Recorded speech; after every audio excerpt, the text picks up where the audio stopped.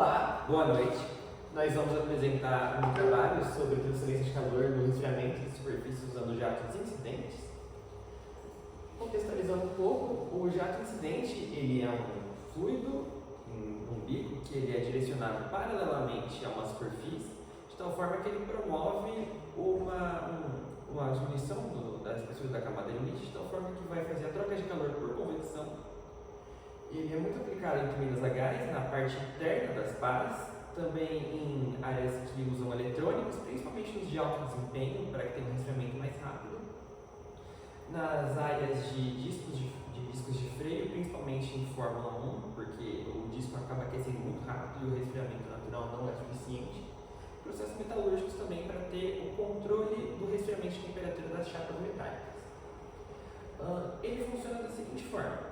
O bico ele é posto paralelamente à superfície que ele vai resfriar, é incidido por ele, um tipo de pulverização às vezes, um líquido, normalmente água ou ar, que acaba percorrendo a superfície da placa, de tal forma que vai promover o resfriamento de uma maneira controlada, dependendo da velocidade que você faz a aquisição do bico.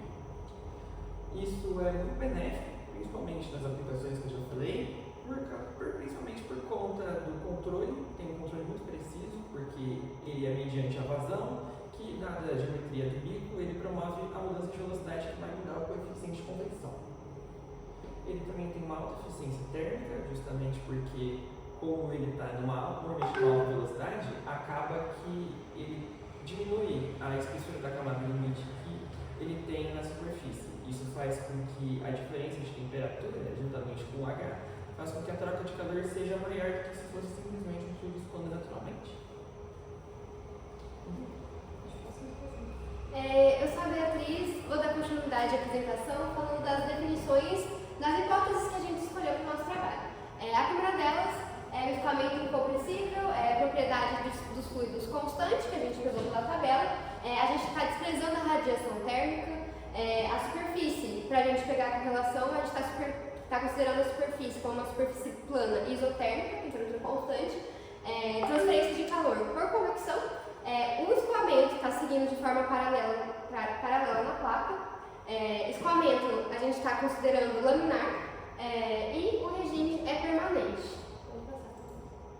As equações que a gente vai usar para a nossa modelagem são a conservação de energia, que é o nosso maior objetivo aqui. Para chegar nela, precisamos calcular Nusselt através com as correlações, pode passar, e também outros coeficientes importantes para o cálculo são o número de Reynolds, que vai definir o tipo de escoamento, o Nusselt, que vai servir para a gente calcular o nosso coeficiente H e o produto que a gente vai pegar pela tabela. Bom, agora eu sou o Gabriel e eu vou apresentar a minha parte sobre o exemplo numérico da nossa aplicação. A gente tem aqui as condições de contorno do nosso exemplo, onde a gente tem um bocal jogando um jato de ar a 10 metros por segundo, que tem como objetivo resfriar uma chapa metálica, que está a uma temperatura de 600 graus. Além disso, essa é uma chapa metálica quadrada, com um lado de 15 centímetros, e outros parâmetros importantes também são em relação ao fluido, que seria o ar, e também a temperatura ambiente, no caso do ar também, de 27 graus. A gente vai usar isso para conseguir calcular as propriedades e também o calor retirado por esse jato de ar. Aqui a gente tem os nossos cálculos que a gente conseguiu obter. Primeiramente aqui a gente tem as propriedades do fluido, que a gente conseguiu encontrar através da temperatura de filme, que é a média entre a temperatura de fluido e a temperatura de superfície, onde a gente conseguiu chegar no valor de 586 Kelvin. No entanto, esse valor não há na tabela, então a gente tem que pegar o valor mais próximo, que seria a temperatura de 600 Kelvin. Então, lá na tabela 4, a gente conseguiu pegar alguns parâmetros, como a viscosidade cinemática, o coeficiente de condutividade térmica e o Brandt. Com isso, a gente conseguiu calcular o Reynolds e chegou no valor menor que 500 mil, resultando no escoamento dito como laminar. Após isso, com as correlações através do escoamento sendo laminar e uma placa plana, a gente utilizou essa correlação e encontrou um Nusselt local e posteriormente do ensino médio, com o valor sendo como 98, sendo o valor adimensional. Após isso, a gente conseguiu encontrar o coeficiente de convecção através dessa fórmula e encontramos o valor de 30 watts por metro quadrado Kelvin, que foi utilizado para encontrar o calor retirado pelo jato incidente através da lei de resfriamento de Newton, onde a gente tem a dependência do coeficiente de convecção, a área da nossa placa e também a diferença de temperaturas entre a temperatura de superfície e a temperatura do fluido, chegando no valor de 398 watts.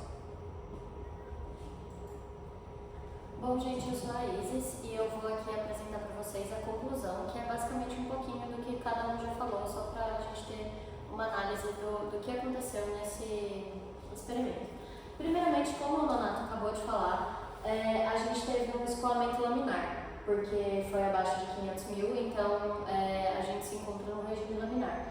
E calculando o número de Nusselt e o coeficiente convectivo médio, que foi a análise principal desse exercício para a gente conseguir achar o calor retirado, a gente obteve um coeficiente de convecção de 30,88, tudo aquilo que o Nonato já falou, mas o que a gente pode perceber, além do calor retirado, do Nusselt e do número de Reynolds, é a eficiência da técnica. A técnica se mostrou eficiente e que significa que na indústria é necessário que tenha isso. É uma solução importante para as aplicações industriais e tudo aquilo que funciona sob elevadas temperaturas. Então é importante que a gente tenha esses jatos incidentes sobre as placas. E demonstrou uma boa remoção de calor da superfície da placa, uma boa eficiência do resfriamento por jato. E o ponto mais importante que eu gostaria de falar aqui, de ressaltar, é que a gente fez o experimento com o jato incidente paralelamente. Embora o jato perpendicular normalmente mostre uma melhor eficiência e seja o mais utilizado nas indústrias e nas modelagens, a gente preferiu, neste caso, utilizar o jato paralelamente à placa, porque isso demonstra uma maior simplicidade da modelagem e para a aplicação das correlações empíricas. Então foi uma opção e também se demonstrou com uma boa eficiência térmica, então foi um caso de sucesso também, apesar de talvez uma menor eficiência em comparação com o perpendicular. Muito obrigada, gente, é isso e a gente agradece a atenção. Valeu, Denis.